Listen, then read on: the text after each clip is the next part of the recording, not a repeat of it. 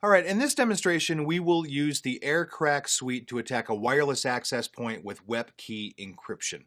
We'll start by typing airmon ng just to make sure that the wireless interface is hooked up and detected by the Linux machine and that it is on wireless LAN 0. After that, we will use the same command, airmon ng, and type here start wireless LAN 0 and press enter.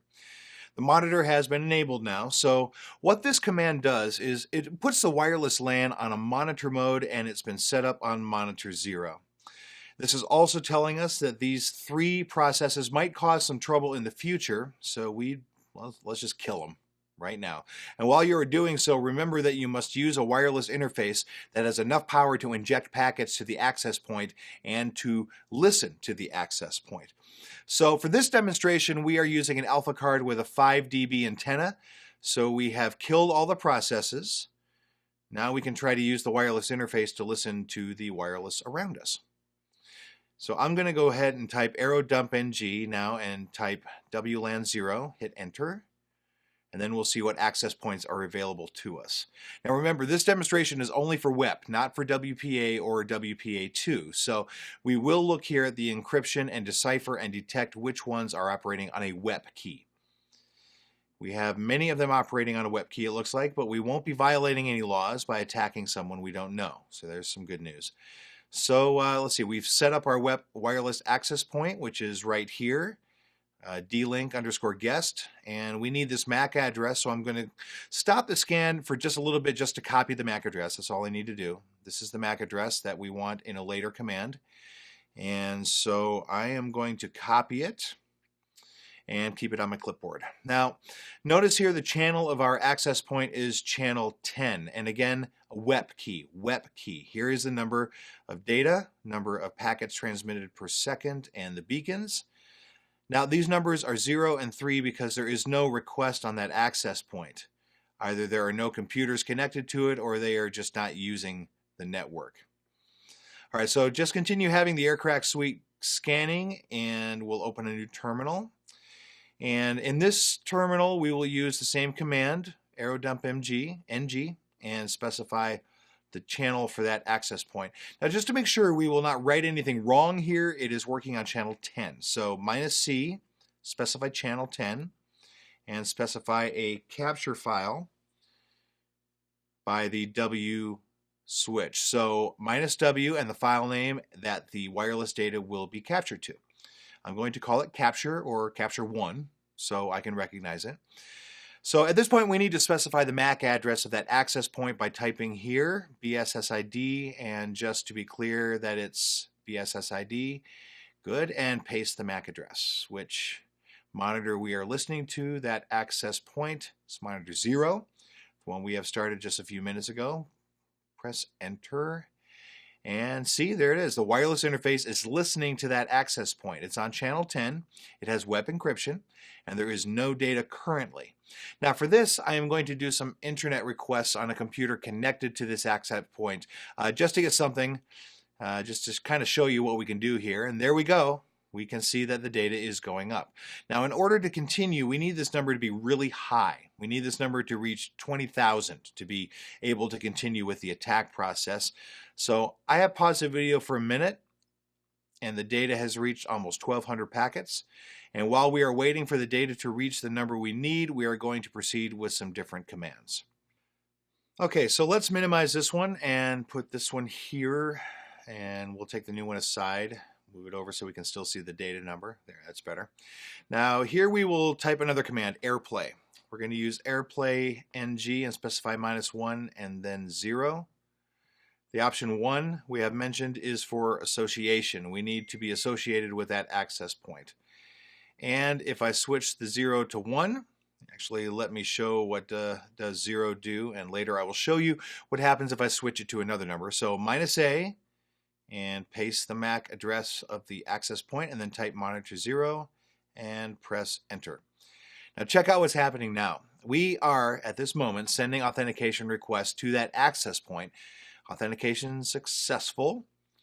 We will keep trying to send authentication until we get something called associated or association successful. Once we get an association, this command will stop. But you'll notice if I switch the 0 to 1, it will keep trying to associate even after getting a complete or successful association. Like this association has been successful, but if I switch it to 1, and at some point you will need to do this, it will keep trying to associate. So time after time, one after one, so a flaw, it looks like, has been detected. The monitor 0 is on channel 8, but the access point is on channel 10. So let's try again. Now this happens because the access point sometimes changes channel. Monitor 0 now is scanning all the channels, so if I stop this one, it will help me a little bit more. This isn't the final solution because this command, the tool here, is scanning different channels. So you might have this issue sometimes, but that's fine. Now you can just reinitiate the command, and once it's started, it will keep going and going. And you notice that this is helping us, and the number of data is going up. Let's keep this one running. Minimize it if you want. Open a new terminal here. In this terminal, we will use another AirPlay command, AirPlay NG minus option 3 here, -3 and -B for the MAC address. I'm going to paste the MAC address, and of course, we are working on monitor 0. As per usual, and hit enter. All right, now what we want to do here is get an ARP request. We are getting the AX and we need at least one ARP request. Again, we need this number to be high enough, and we need an ARP request here. So it's reading the packets. When it gets to one ARP request, we can then try to crack the encryption key. Until we get the ARP request, we can't really do anything. So we'll just wait on that. Now I'm keeping some stuff running on a computer connected to that access point just to support this hacking process. In a real world scenario, you will have many people connected to the access point and there will be no wait time at all. You will see that 20,000 comes within 1 minute or less. All right, so you will have one client disconnect from the access point and connect again. And this can be accomplished with another command to deauthenticate the client, and then they will authenticate back again. It's kind of like initiating a DOS attack against one client. And then they will connect again automatically, or keep waiting for the data until you have enough data and ARP requests. At this point, I'm going to pause the video a few minutes until I reach a high enough number for the data, and then we'll come back to you in a moment. All right, we've taken a few moments. We now have almost, look at 22,000, which is definitely good enough to go. So we will need to open a new terminal here and type aircrackng and specify the capture file. I'll type here capture1-0. This is the file name that we had written in the first command. Specifies capture1. Now, why is there a -0? I'm going to press tab. I can see that I have capture1 -01.cap, and I have got .csv, and I have Kismet, which is another tool that can be used here. I have the capture1 -02 and the same of everything else. I'm going to go for capture1-01.cap and hit enter. And it looks like I've got 26 IVs. Again, that's initialization vectors, and it will try to crack the key from these 26 IVs. Notice here, failed. Try with the next 5,000 IVs. That's fine. No reason to panic. Just try the same command again. But instead of capture1-01.cap, try it with capture1-02.cap and see how many IVs we have. 1,950 IVs. Okay, this is enough, I think. It's decrypted 100%. So key found. This is the key and the ASCII code, which is 12345.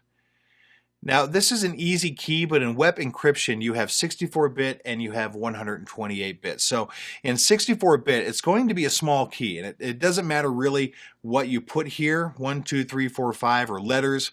128-bit encryption will take a longer time to get the key, as you can imagine, but you will get it.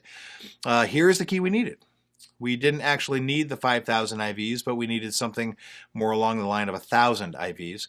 So we have found it with 1,950 initialization vectors. Now in any computer you can type in this key or this key and you can connect to that access point. Now, WPA and WPA2 are pretty close in how they handle encryption and authentication. When cracking them, we don't look at the data count like in web cracking, but are instead looking for the WPA handshake. For that to happen, we will need at least one client to deauthenticate and authenticate back to the AP.